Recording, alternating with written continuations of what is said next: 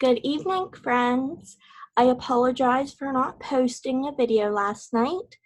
I got out of work really super late, so I'm going to make it up to you by reading 2 chapters tonight. We left off with Edmund going into the wardrobe while he was playing hide and seek with his siblings, and he encountered the witch, the Queen of Narnia. So let's see what happens. Chapter 4, Turkish Delight. "But what are you?" said the queen again. "Are you a great overgrown dwarf that has cut off its beard?" "No, your majesty," said Edmund. "I never had a beard. I'm a boy." "A boy?" she said. "Do you mean you're a son of Adam?" Edmund stood still, saying nothing. He was too confused by this time to understand what the question meant. "I see you are an idiot, whatever else you may be," said the queen. "Answer me, once and for all, or I shall lose my patience. Are you human?" "Yes, your majesty," said Edmund. "And how, pray, did you come to enter my dominions?" "Please, your majesty, I came in through a wardrobe." "A wardrobe? What do you mean?" I opened a door and just found myself here, your majesty," said Edmund. "Ha!" said the queen, speaking more to herself than to him. A door from the world of men. I have heard of such things. This may wreak all. But he is only one, and he is easily dealt with." As she spoke these words, she rose from her seat and looked at Edmund full in the face, her eyes flaming. At the same moment she raised her wand. Edmund felt sure that she was going to do something dreadful, but he seemed unable to move. Then, just as he gave himself up for lost, she appeared to change her mind. "My poor child," she said in a quiet, different voice. "How cold you look. Come and sit with me here on the sled, and I will put my mantle around you, and we will talk." A mantle being like a little coat. Edmund did not like this arrangement at all, but he dared not disobey. He stepped onto the sled and sat at her feet, and she put a fold of her fur mantle round him and tucked it well in. "Perhaps something hot to drink," said the queen. "Should you like that?" "Yes, please, your majesty," said Edmund, whose teeth were chattering. The queen took from somewhere among her wrappings a very small bottle which looked as if it were made of copper. Then, holding out her arm, she let one drop fall from it onto the snow beside the sled. Edmund saw the drop for a second in mid-air, shining like a diamond. But the moment it touched the snow, there was a hissing sound, and there stood a jeweled cup full of something that steamed. The dwarf immediately took this and handed it to Edmund with a bow and a smile. Not a very nice smile. Edmund felt much better as he began to sip the hot drink. It was something he had never tasted before, very sweet and foamy and creamy, and it warmed him right down to his toes. "It is dull, son of Adam, to drink without eating," said the queen presently. "What would you like best to eat?" "Turkish delight, please, your majesty," said Edmund. The queen let another drop fall from her bottle onto the snow, and instantly there appeared a round box, tied with green silk ribbon, which, when opened, turned out to contain several pounds of the best Turkish delight.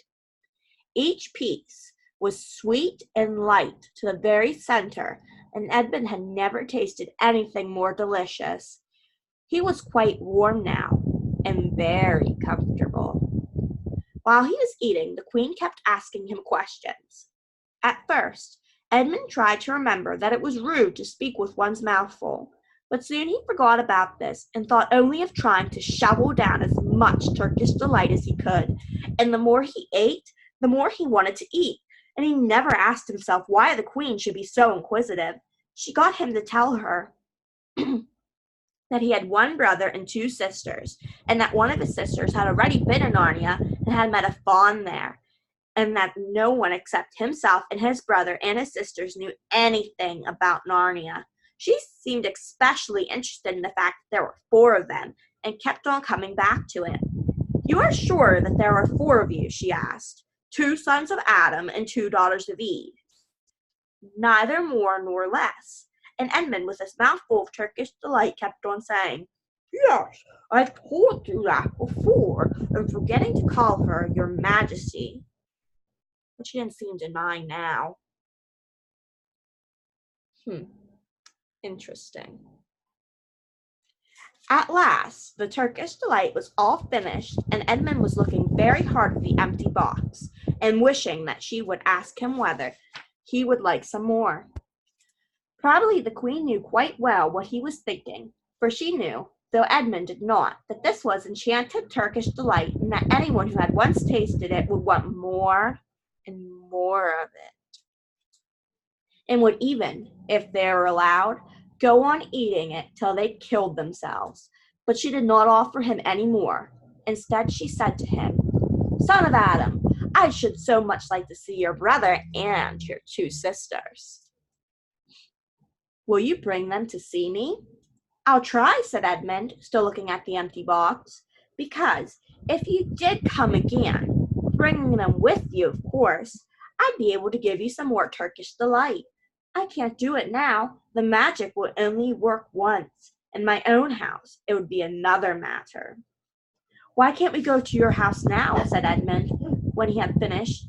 When he had first got onto the sled, he had been afraid that she might drive away with him to some unknown place from which he would not be able to get back, but he had forgotten about that fear now. "It is a lovely place, my house," said the Queen. "I am sure you would like it. There are whole rooms full of Turkish delight, and what's more, I have no children of my own. I want a nice boy whom I could bring up as a prince, and who would be king of Narnia when I am gone. While he was prince, he would wear a gold crown and eat Turkish delight all day long. And you are much the cleverest and handsomest young man I've ever met. I think I would like to make you the prince someday when you bring the others to visit me." "Why not now?" said Edmund. His face had become very red, and his mouth and fingers were sticky. He did not look either clever or handsome, whatever the Queen might say. "Oh, but if I took you there now," she said, "I shouldn't see your brother and your sisters. I very much want to know your charming relations. You are to be the prince and, later on, the king. That is understood. But we must have courtiers and nobles. I will make your brother a duke and your sisters duchesses." "There's nothing special about them," said Edmund. "And anyway, I could always bring them some other time." "Ah, but once you were in my house," said the Queen, "you might forget all about them. You would be enjoying yourself so much that you wouldn't want the bother of going to fetch them. No, you must go back to your own country now and come to me another day with them. You understand, it is no good coming without them." "But I don't even know the way back to my own country," pleaded Edmund. "That's easy," answered the Queen. "Do you see that lamp?" She pointed with her wand, and Edmund turned and saw the same lamppost under which Lucy had met the fawn. "Straight on. Beyond that is the way to the world of men. And now look the other way." Here she pointed in the opposite direction. "And tell me if you can see two little hills rising above the trees." "I think I can," said Edmund. "Well, my house is between those two hills, so next time you come, you have only to find the lamppost and look for those two hills and walk through the wood till you reach my house. But remember, you must bring the others with you. I might have to be very angry with you if you came alone." "I'll do my best," said Edmund. "And by the way," said the Queen, "you needn't tell them about me. It wouldn't be fun. It would be fun to keep it a secret between us two, wouldn't it?" make it a surprise for them. Just bring them along to the 2 hills. A clever boy like you will easily think of some excuse for doing that. And when you come to my house, you could just say, let's see who lives here, or something like that. I am sure that would be best. If your sister has met one of the fawns, she may have heard strange stories about me. Nasty stories that might make her afraid to come to me. Fawns will say anything, you know. Now. Please, please, said Edmund suddenly. Please, couldn't I have just one piece of Turkish delight to eat on my way home? No, no, said the queen with a laugh. You must wait till next time. While she spoke, she signaled to the dwarf to drive on, but as the sled swept away out of sight, the queen waved to Edmund, calling out, next time, next time. Don't forget, come soon. Edmund was still staring after the sled when he heard someone calling his own name, and looking round he saw Lucy coming toward him from another part of the wood. Oh, Edmund, she cried, so you've got in too. Isn't it wonderful? And now? All right, said Edmund. I see you were right, and it is a magic wardrobe after all. I say I'm sorry if you like, but where on earth have you been all this time? I've been looking for you everywhere. If I'd known you had gone in, I'd have waited for you, said Lucy, who was too happy and excited to notice how snappishly Edmund spoke or how flushed and strange his face was. I've been having lunch with dear Mr. Tumnus, the fawn, and he's very well, and the White Witch has done nothing to him for letting me go. So he thinks she can't have found out, and perhaps everything is going to be all right after all. The White Witch, said Edmund. Who's she? She is a perfectly terrible person, said Lucy. She calls herself the Queen of Narnia, though she has no right to be queen at all. And all the fawns and dryads and neods and dwarfs and animals, at least all the good ones, simply hate her. And she can turn people into stone and do all kinds of horrible things. And she has made a magic so that it is always winter in Narnia. Always winter. But it never gets to Christmas. And she drives about on a sled drawn by reindeer with her wand in her hand and a crown on her head. Edmund was already feeling uncomfortable from having eaten too many sweets, and when he heard that the lady he had been made friends with was a dangerous witch, he felt even more uncomfortable. But he still wanted to taste that Turkish delight again, more than he wanted anything else. Who told you all that stuff about the White Witch? He asked. Mr. Tumnus, the fawn, said Lucy. You can always believe what fawns say, said Edmund, trying to sound as if he knew far more about them than Lucy. Who said so? Asked Lucy. Everyone knows it, says Edmund. Ask anybody you like, but it's pretty poor sport standing here in the snow. Let's go home. Yes, let's, said Lucy. Oh, Edmund, I am glad you've gotten in too. The others will have to believe in Narnia now that both of us have been here. What fun it will be! But Edmund secretly thought that it would not be as good fun for him as for her. He would have to admit that Lucy had been right before all the others, and he felt sure the others would all be on the side of the fawns and the animals. But he was already more than half on the side of the witch. He did not know what he would say, or how he would keep his secret once they were all talking about Narnia. But this time they had walked a good way. Then suddenly they felt coats around them instead of branches, and next moment they were both standing outside the wardrobe in the empty room. I say, said Lucy, you do look awful, Edmund. Don't you feel well? I'm all right, said Edmund, but this was not true. He was feeling very sick. Come on then, said Lucy. Let's find the others. What a lot we shall have to tell them, and what wonderful adventures we shall have now that we're all in it together. All right, I paused real quick to get some water and to do a couple things, and I am back, and we're going to read, is it chapter 5? Chapter 5. All right, yes, I did hit record, we're good. Okay, chapter 5, back on this side of the door. Because the game of hide and seek was still going on, it took Edmund and Lucy some time to find the others. When at last they were all together, which happened in the long room where the suit of armor was, Lucy burst out, "Peter, Susan, it's all true. Edmund has seen it too. There is a country you can get to through the wardrobe. Edmund and I both got in it. We met one another in there in the wood. Go on, Edmund, tell them all about it."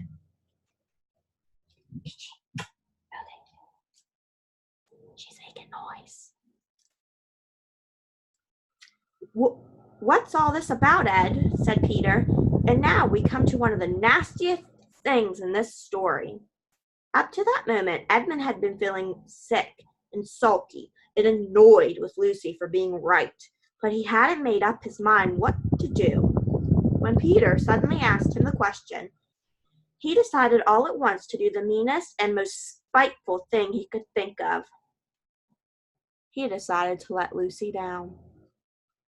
"Tell us, Ed," said Susan, and Edmund gave a very superior look, as if he were far older than Lucy. There was really only a year's difference.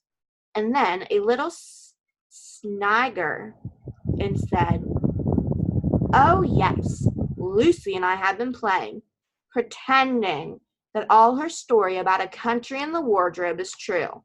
Just for fun, of course. There's nothing there, really." Poor Lucy gave Edmund one look and rushed out of the room. Edmund, who was becoming a nastier person every minute, thought that he had scored a great success and went on at once to say, "There she goes again. What's the matter with her? That's the worst of young kids, they always—" "Look here," said Peter, turning on him savagely. "Shut up. You've been perfectly beastly to Lou ever since she started this nonsense about the wardrobe, and now you go playing games with her about it and setting her off again. I believe you did it simply out of spite." "But it's all nonsense," said Edmund, very taken aback.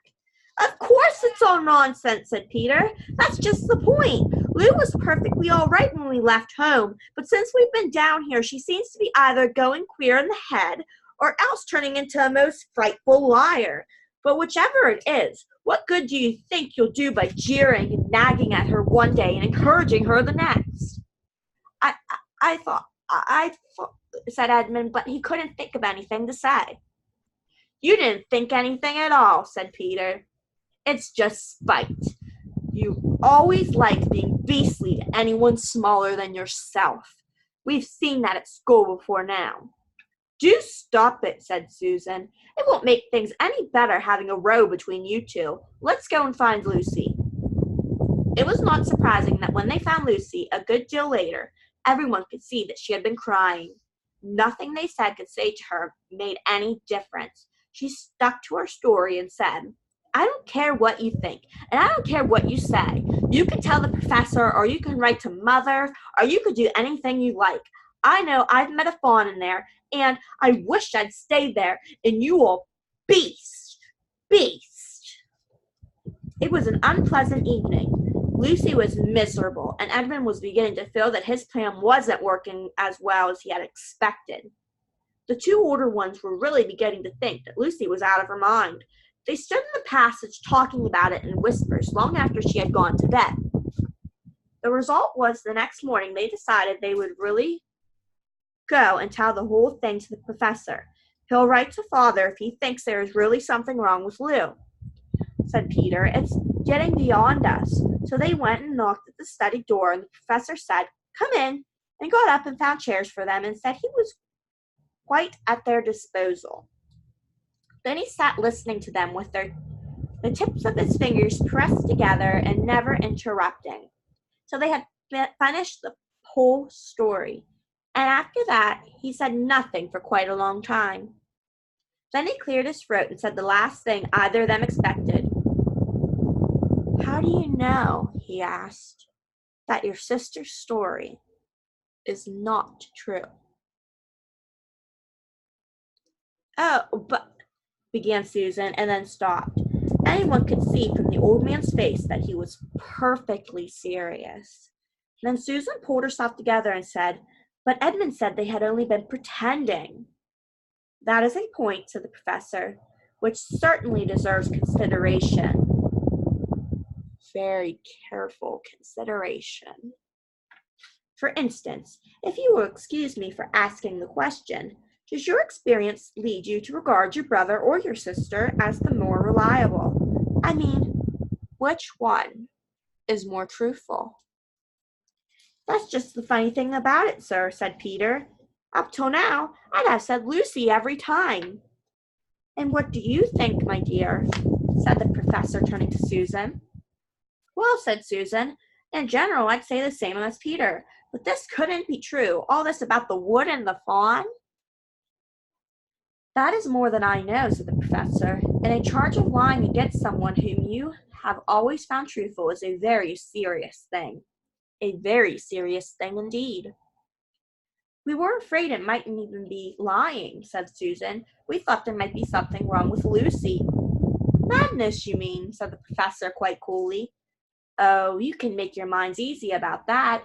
One has only to look at her and talk to her to see that she is not mad. Mad being cuckoo. Cuckoo for Cocoa Puffs. But then, said Susan, and stopped. She had never dreamed that a grown-up would talk like the professor and didn't know what to think. Logic, said the professor half to himself. Why don't they teach logic at these schools? There are only three possibilities. Either your sister is telling lies, or she is mad, or she is telling the truth. You know she doesn't tell lies, and it is obvious that she is not mad. For the moment, then, and unless any further evidence turns up, we must assume that she is telling the truth. Susan looked at him very hard and was quite sure that, from the expression on his face, that he was not making fun of them. But how could it be true, sir? Said Peter. Why do you say that? Asked the professor. Well, for one thing, said Peter, if it was real, why doesn't everyone find the country every time they go into the wardrobe? I mean, there was nothing there when we looked. Even Lucy didn't pretend there was. What has that to do with it? Said the professor. Well, sir, if things are real, they're there all the time. Are they? Said the professor, and Peter did not know quite what to say. But there was no time, said Susan. Lucy had no time to have gone anywhere, even if there was such a place. She came running after us the very moment we were out of the room. It was less than a minute, and she pretended to have been gone for hours. That is the very thing that makes her story so likely to be true, said the professor. If there really is a door in this house that leads to some other world, and I should warn you that this is a very strange house, and even I know very little about it. If I say she had gotten to another world, I should not be at all surprised to find that the other world had separate time of its own, so that however long you stayed there, it would never take up any of our time. On the other hand, I don't think many girls of her age would invent that idea for themselves. If she had been pretending, she would have hidden for a reasonable time before coming and telling her story. But do you really mean, sir, said Peter, that there could be other worlds all over the place, just round the corner, like that? Nothing is more probable, said the professor, taking off his spectacles and beginning to polish them while he muttered to himself. I wonder what they do teach them at these schools. But what are we to do? Said Susan. She felt that the conversation was beginning to get off the point. My dear young lady, said the professor, suddenly looking up with a very sharp expression at both of them. There's one plan which no one has yet suggested, and which is well worth trying. What's that? Said Susan. We might all try minding our own business, said the P. Minding our own business.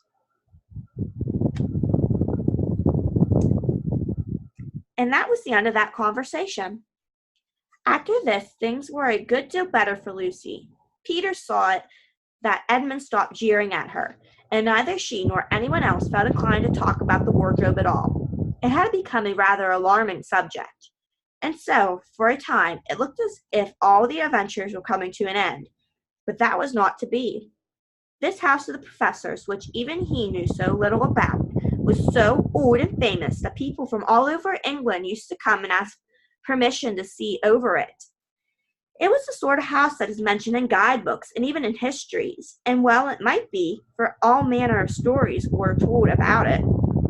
Some of them even stranger than the one I am telling you now. And when parties of sightseers arrived and asked to see the house, the professor always gave them permission. As Mrs. McCratty, the housekeeper, showed them around, telling them about the pictures and the armor and the rare books in the library. Mrs. McCratty was not fond of children and did not like to be interrupted when she was telling visitors all the things she knew. She had said to Susan and Peter almost on the first morning, along with a good many other instructions, and please remember you're to keep out of the way whenever I'm taking a party over the house. Just as if any of us would want to waste half the morning trailing round with a crowd of strange grown-ups, said Edmund, and the other three thought the same. That was how the adventures began for the second time. A few mornings later, Peter and Edmund were looking at the suit of armor and wondering if they could take it to bits when the two girls rushed into the room and said, "Look out! Here comes the McCratty and a whole gang with her." "Sharp's the world," said Peter, and all four made off through the door at the end of the room. But when they had got out into the green room and beyond it into the library, they suddenly heard voices ahead of them and realized Mrs. McCratty must be bringing her party of sightseers up the back stairs instead of up the front stairs as they had expected. And after that, whether it was that they lost their heads or that Mrs. McCratty was trying to catch them or that some magic in the house had come to life and was chasing them into Narnia, they seemed to find themselves being followed everywhere until at last Susan said, "Oh, bother those trippers. Here, let's get into the wardrobe room till they've passed. No one will follow us in there." But the moment they were inside, they heard voices in the passage, and then someone fumbling at the door, and then they saw the handle turning. "Quick," said Peter, "there's nowhere else," and flung open the wardrobe. All four of them bundled inside and sat there, panting in the dark. Peter held the door closed, but did not shut it. For, of course, he remembered, as every sensible person does, that you should never shut yourself in a wardrobe. We'll pick it up with Chapter 6, Into the Forest. Do you think they'll finally go together, all four of them, into Narnia? Do you think Narnia's make-believe? We met the witch. We know the wardrobe. Where's the lion come into play? We'll pick it up, hopefully, tomorrow.